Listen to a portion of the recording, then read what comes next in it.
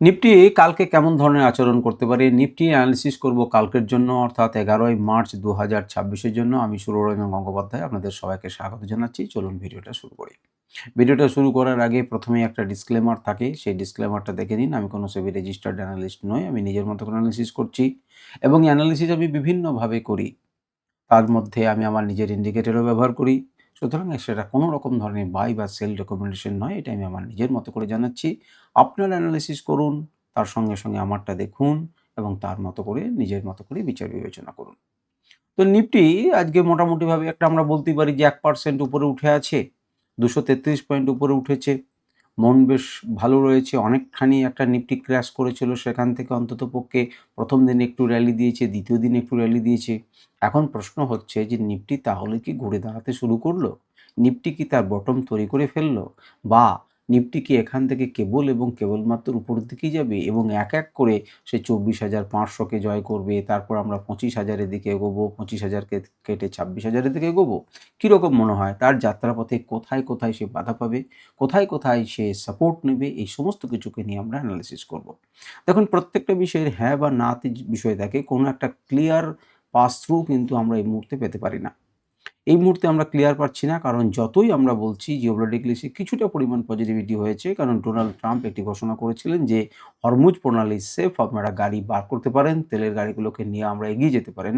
কোনো চিন্তা নেই, এখানটা ক্লিয়ার আছে এবং তারপর আমাদের কি ঘটনা দেখা গেল যে একটা বুলিশ মুভমেন্ট এলো মার্কেটে এবং তেলের দাম কিছুটা কমলো। রাশিয়ার থেকেও একটা মন্তব্য এসেছিল, সেটিকে খুব একটা পাত্তা দেওয়া হলো না বিশ্বে। তো সেটা বলেছিল যে ১ মাস মতো চলবে। হয়তো সেটা চলবে। এমন নয় যে সেটা চলবে না। কিন্তু আপাতত অন্ততপক্ষে কিছুটা রিলিফ পেলো। তার জন্যই মার্কেটে আমরা একটা বুলিশ মুভমেন্ট দেখতে পেলাম। এবারে আমরা দেখার চেষ্টা করি যে এক, এক করে কি ধরনের ঘটনা ঘটেছে। দেখুন যে খুব যে লোটা আগের দিন আমরা যখন আলোচনা করছিলাম তখন আমরা বলেছিলাম যে আপনি ৫০০ পয়েন্ট বা ৬০০ পয়েন্টকে ডাউন দেখছেন, কিন্তু সেটার আরেকটা দিক থাকে, সেটা হচ্ছে নিচের দিক থেকে ৩০০ পয়েন্টকে তুলেছে। অর্থাৎ সে কিন্তু একটা পজিটিভিটি দেখিয়েছে। সেটাই আমি বলার চেষ্টা করেছিলাম এবং ইন্ডিকেটরের লেভেলগুলোকে দেখিয়েছিলাম যে, যে জায়গাটা থেকে সে সাপোর্ট নিচ্ছে সেখানে কিন্তু অত্যন্ত ভালো একটা রিভার্সাল জোন আছে এবং সেখান থেকে কিন্তু সাপোর্ট নিয়ে সে উপরের দিকে যেতে পারে এবং কালকের দিনে গিয়েছে। আজকের দিনেও আমরা দেখলাম গিয়েছে। যদি আপনারা ভালো করে দেখেন তাহলে লো কিন্তু এটা ছিল ২৪,০৮০। আবার দেখুন ২৪,০৮০, ২৪,০৮০ থেকে সে বন্ধ করেছে ২৪,২৮১। তাহলে মোটামুটিভাবে নিচে থেকে ২৬১ নিচে থেকে ১৮০ পয়েন্ট কিন্তু উপরে তুলেছে। নিচের দিক থেকে ১৮০ পয়েন্ট কিন্তু উপরে তুলেছে এবং উপরের দিক থেকে ৪০ পয়েন্ট কিন্তু নিচে নেমেছে। সুতরাং আজকের মুভমেন্টকে দেখে মনে হচ্ছে যে বুলিশ স্বাভাবিকভাবেই সব দিক দিয়ে। কিন্তু আমাদেরকে সাবধান থাকতে হবে। প্রথম কথা হচ্ছে ডেইলি টাইম ফ্রেমে আমি এই প্রসঙ্গে একটা কথা বলে রাখি। আপনাদেরকে আমি অ্যানালিসিস একটু বড় হয় এই কারণের জন্যই যে প্রাইস অ্যাকশন দিয়েও আমি বোঝানোর চেষ্টা করি এবং তার সাথে, সাথে আমার ইন্ডিকেটরের লেভেলগুলো, গুরুত্বপূর্ণ লেভেলগুলো আপনাদের সাথে আমি শেয়ার করি। এখানে দেখুন এই জায়গাটাতে এটাকে ভেঙেছে ঠিকই, কিন্তু এখানে একটা সাপোর্ট আছে, সেই সাপোর্টে নিয়েছিল মান্থলি টাইম ফ্রেমে এবং মান্থলি টাইম ফ্রেমে আমরা একটা লেভেল আপনাদের সাথে শেয়ার করেছিলাম।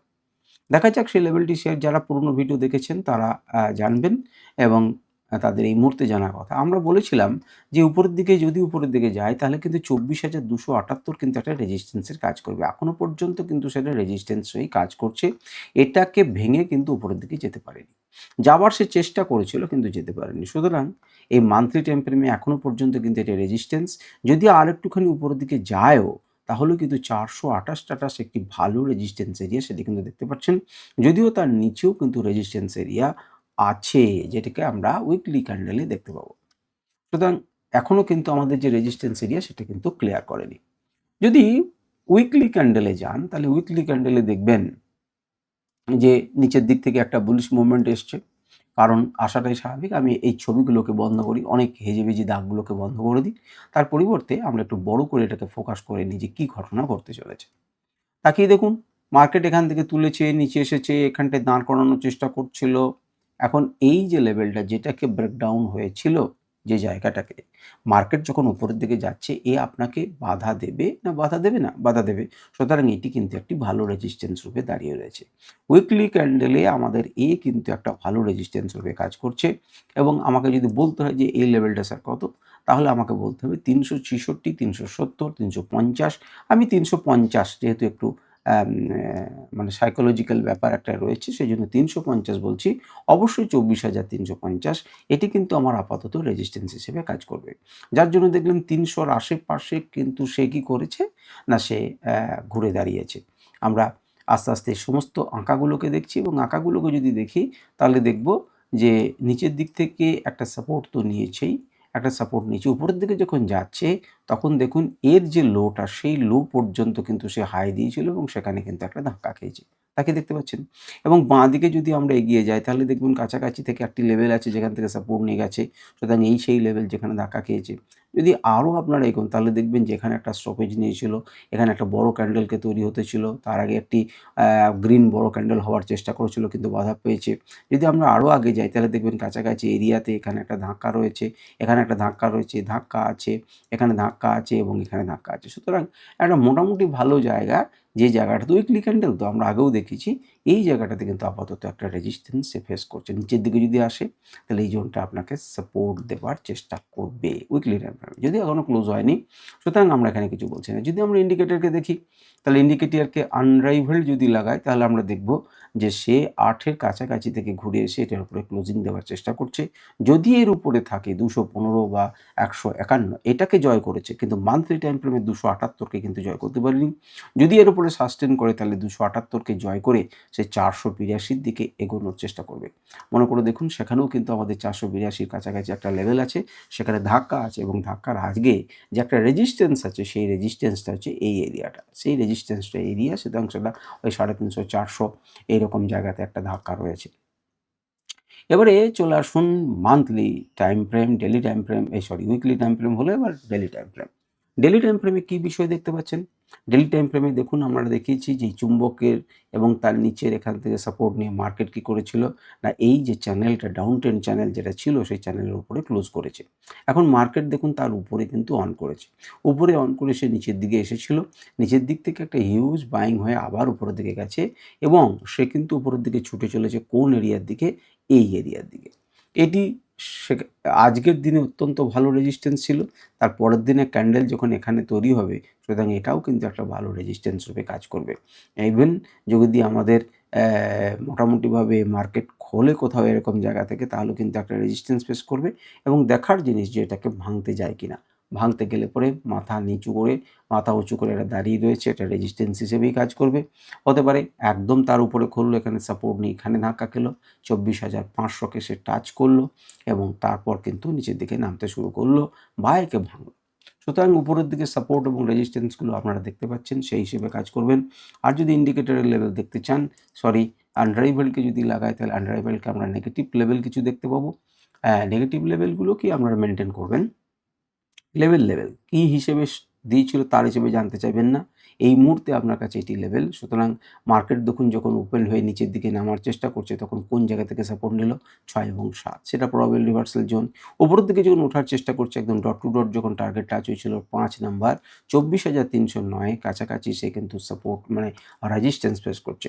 এখন যদি এই ইন্ডিকেটরের লেভেলগুলোকে আপনাকে মনে রাখতে হয়, যদি ওপে তাহলে এখানে কিন্তু একটা সাপোর্ট জোন থাকবে এবং ধীরে, ধীরে সে কিন্তু উপরের দিকে যাওয়ার চেষ্টা করবে এবং আল্টিমেটলি ২৪,৬২৫ সেটা আপাতত দূর আছে। যদি খুব বেশি ওপেন হয়, খুব বেশি পজিটিভিটি থাকে তবে, আর যদি তা না থাকে তাহলে এইরকম জায়গাতে সে কিন্তু একটা ধাক্কা খাবে যেটি ২৪,৪৫০, ২৪,৬২৫ ইত্যাদি লেভেলের হবে। আমরা একবার টুক করে এটাকে দেখে নিই যে কত রকম লেভেল হতে পারে। ২৪,৪৫০, ৪৫০, ৪৪০ এরকম জায়গাতে আপনারা ক্যান্ডেল দেখে সেটা আইডেন্টিফাই করে নেবেন। আমি আর দ্বিতীয় ইন্ডিকেটরটা এখানে দেখাচ্ছি না, একটা ইন্ডিকেটরের জন্য যথেষ্ট, নচেৎ কনফিউশন লাগতে পারে। আপনারা চলে আসুন ১ ঘন্টা টাইম ফ্রেমে। যে জিনিসটা যে মুভমেন্টটা শুরু হয়েছিল সেই মুভমেন্টটা কিন্তু যাচ্ছে দেখুন একটা লেভেল থেকে একটা লেভেল। ১ ঘন্টা টাইম ফ্রেমে রেজিস্ট্যান্সের কাছেই মার্কেট খুলেছিল, যাবার চেষ্টা করেছিল, ধাক্কা খেয়ে নিচে এসছে। কেন ধাক্কা খাবে? কারণ এখানে একটি লেভেল আছে, সেটির সাপেক্ষে সেটি রেজিস্ট্যান্স। সুতরাং এই রেজিস্ট্যান্সের ধাক্কা খেয়ে সে নিচে এসেছে। নিচের অংশটাকে সাপোর্ট দিচ্ছে, সেটাকে ভেঙে সে নিচের দিকে আসার চেষ্টা করেছিল। আগের দিনের যে হাই, সেই আগের দিনের হাই তাকে কী করেছে? প্রিভিয়াস ডে হাই যেটা, সেটা থেকে সাপোর্টের মতো কাজ করেছে, একটি লেভেল হিসেবে কাজ করে। আপনারা অনেকেই জানেন যারা ট্রেডিং জানেন এবং তারপর সেখান থেকে কিন্তু মার্কেট আবার উঠেছে, সাস্টেন করেছে, নিচে রিটেস্ট করেছে এবং উপরের দিকে গেছে। এই লেভেলটাকে সে ব্রেকআউট করেছে, ব্রেকআউট করে রিটেস্ট করেছে এবং রিটেস্ট করার পরে শান্তিপূর্ণভাবে সুন্দর মুভমেন্ট দিয়েছে এবং আগের দিনেও যেমন হায়ার হাইজ তৈরি করেছিল তেমনি করে লোয়ার হায়ার লোজ তৈরি করেছিল, তেমনি করে আজকেও কিন্তু হায়ার লোজ তৈরি করেছে এবং ধীরে, ধীরে মার্কেটকে উপরের দিকে নিয়ে গেছে। এখন আমাদের কাছে কি ঘটনা ঘটবে? আমাদের কাছে ২ টি সিদ্ধান্ত হতে পারে, ২ টি ঘটনা হতে পারে যে এর উপরে খোলা, এর নিচে খোলা। এর উপরে যদি খোলে তাহলে এটি সাপোর্ট হিসেবে কাজ করবে, তখন আপনি এইরকম টার্গেট নেবেন, সেটা হচ্ছে ২৪,৫০০ কে টার্গেট করে নেবেন, বা তার আগে ছোটখাটো কিন্তু রেজিস্ট্যান্স আছে, আপনারা এটা দেখতে পারেন। আর যদি মার্কেট বাই চান্স এখানে খোলে তাহলে এটা কিন্তু রেজিস্ট্যান্স হিসেবে কাজ করবে এবং ধীরে, ধীরে হয়তো এই জায়গাতেই থাকবে।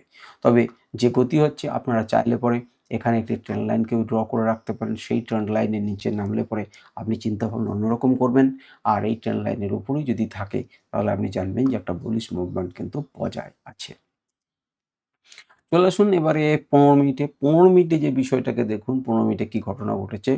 ১৫ মিনিটে খুললো একটি জায়গাতে, যেকোনো একটি জায়গাতে খুললো। খুলে পরেই সে রেজিস্ট্যান্স ফেস করেছে। কারণ যেখান থেকে একটা হিউজ প্রফিট বুকিং হয়েছে, সে তখন প্রফিট বুকিং হবে।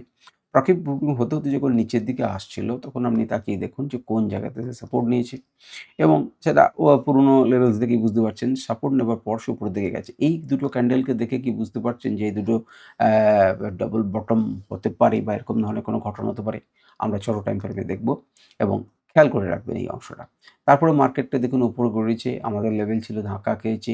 একবার একটা ওপরের দিকে ওঠার চেষ্টা করেছে, দেন নিচের ক্যান্ডেলে ভেঙেছে। এই জায়গাটাতে কিন্তু বেস তৈরি করে নিয়েছে। ১ম এ এই জায়গাটি তার ভালো সাপোর্ট হিসেবে কাজ করেছে। ১ম এ এটিকে সাপোর্ট নিয়েছিল, সেটাকে ভেঙে নিচের দিকে এসেছে। তাহলে সাপোর্ট নাম্বার 1, সাপোর্ট নাম্বার 2। এবারে যখন উপরের দিকে আসছে দেখুন সে সাপোর্ট নাম্বার 1 এ কিন্তু আবার সাপোর্ট নিয়েছে। মার্কেট উপরের দিকে গেছে। ১ম এ যে জায়গাতে রেজিস্ট্যান্স ফেস করেছে সেখানে সে রেজিস্ট্যান্স ফেস করেছে, সেটাকে ব্রেকআউট করেছে। তার কাছাকাছি অঞ্চলটাকে সে কি করেছে? রিটেস্ট করেছে এবং মার্কেট উপরের দিকে যাওয়ার চেষ্টা করছে। কিন্তু ফাইনাল যে রেজিস্ট্যান্স এরিয়া, সেই রেজিস্ট্যান্স এরিয়াটা কিন্তু আজকে হারাতে পারেনি। এখন দেখবার সেই ফাইনাল রেজিস্ট্যান্স এরিয়াকে আজকে হারায় কি হারায় না।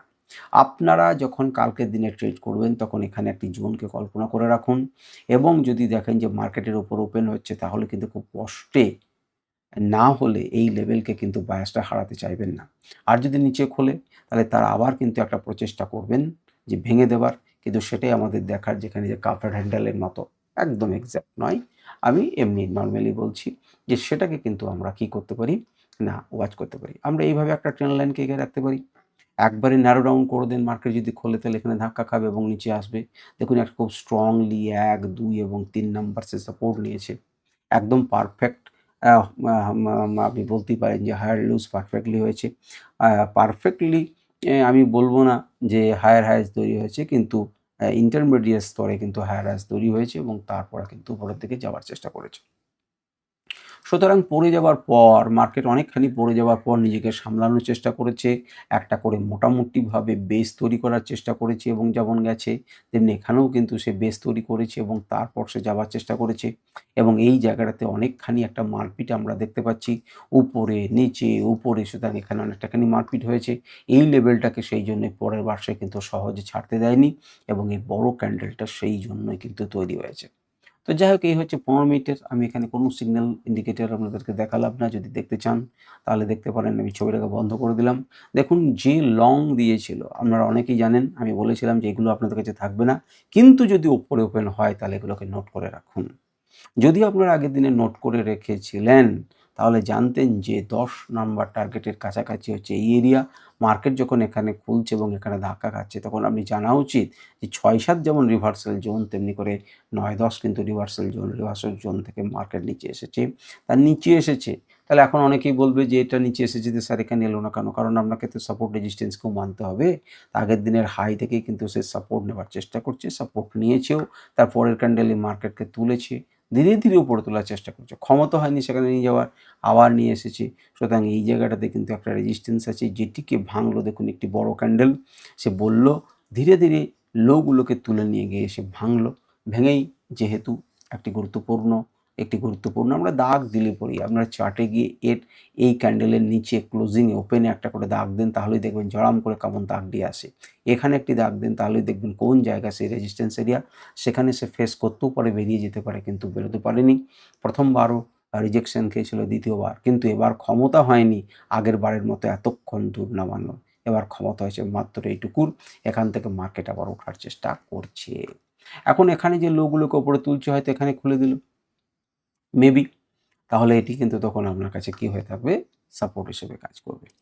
তো লাইভ মার্কেট আলাদা। লাইভ মার্কেটে আমরা যেমন করে বললাম তেমন করে করতে পারেন। আমি বহু রকম করে আপনাদেরকে দেখিয়ে দিলাম এভাবে দাগ দিয়ে, এইভাবে দাগ দিয়ে। তো সেইভাবে আপনারা মেইনটেইন করার চেষ্টা করবেন। চলুন ৫ মিনিটে আমরা একবার দেখি যে ৫ মিনিটে কি গল্প চলছে। ৫ মিনিটেও দেখি দেখুন আগের দিনের আজকের সঙ্গে কিরকম সম্পর্ক। ১ম এ একটি বড় ক্যান্ডেল তৈরি করে দিচ্ছে এবং তারপর ধীরে, ধীরে, ধীরে, ধীরে উপর দিকে যাচ্ছে। আমি ১ ঘন্টা টাইম ফ্রেমে আপনাদেরকে বলেছিলাম যে আপনি কি দেখে ১৫ মিনিট টাইম ফ্রেমে আপনাকে বলেছিলাম আপনি কি দেখে বুঝতে পারছেন? যেখানে কোনো ডবল বটম তৈরি হচ্ছে কিনা? আপনারা হয়তো বুঝতে পারেননি কিন্তু এখানে তাকিয়ে দেখুন ডবল বটমটা কি সুন্দর ইউনিকলি আপনি দেখতে পাচ্ছেন। দেখুন মার্কেটে এসেছে, মার্কেট উপরে গেছে, মার্কেট এসছে, মার্কেট উপরে গেছে। একটা ডব্লু বাটন তৈরি হচ্ছে, ডবল বটম তৈরি হয়েছে এবং তারপর মার্কেট উপরের দিকে উঠেছে, রিটেস্ট করেছে এবং তারপর মার্কেট গেছে। সুতরাং যদি আপনি প্রাইস অ্যাকশনকে দেখেন তাহলেও পারফেক্টলি গেছে। এখন এই ধরনের বড় ক্যান্ডেল হলে আপনাকে কিছু ক্ষেত্রে ইগনোর করতে হবে। আপনি যদি বোধ থাকে তবেই বুঝতে পারবেন। এখানে কেন সে সাপোর্ট নেবার চেষ্টা করছে সেটি আপনাদেরকে বারে, বারে বললাম যে প্রিভিয়াস যে হাই ছিল মার্কেট ধীরে, ধীরে, ধীরে, ধীরে কী করেছে না উপরের দিকে গেছে। কিন্তু একটা সময় দেখুন সেই ট্রেন্ড লাইনকে ব্রেক করে নিচে নামছে। একটা বেস তৈরি করার চেষ্টা করছে। মার্কেট সে চাইছে উপরের দিকে কিন্তু এটাকে ব্রেক করেছে, ব্রেক করলে একদম নিচের লেভেল।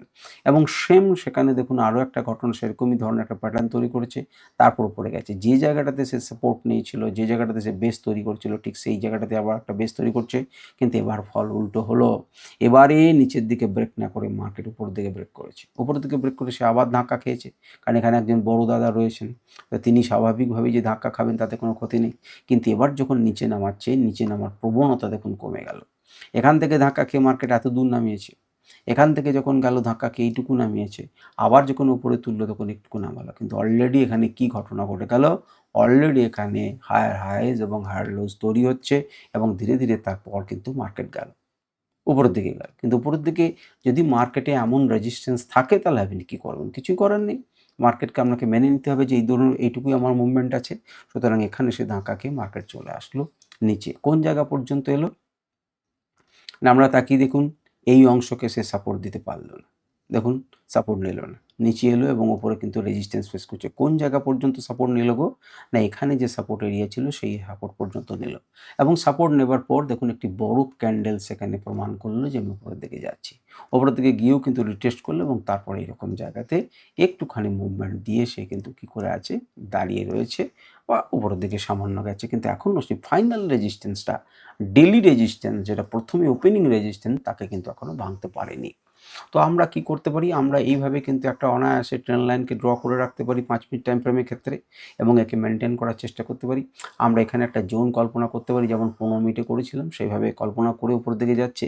যদি এটি একটু হলে পরেও কিন্তু হায়ার হাইজ তৈরি করে রেখেছে এবং হায়ার লোজ তো আগে থেকে তৈরি হয়েই আছে। সুতরাং এটা এখন আপ ট্রেন্ডেই রয়েছে। যদি আপ ট্রেন্ডে থাকাকালীনই থাকে তাহলে আপ ট্রেন্ডের কথাই আমরা ভাববো।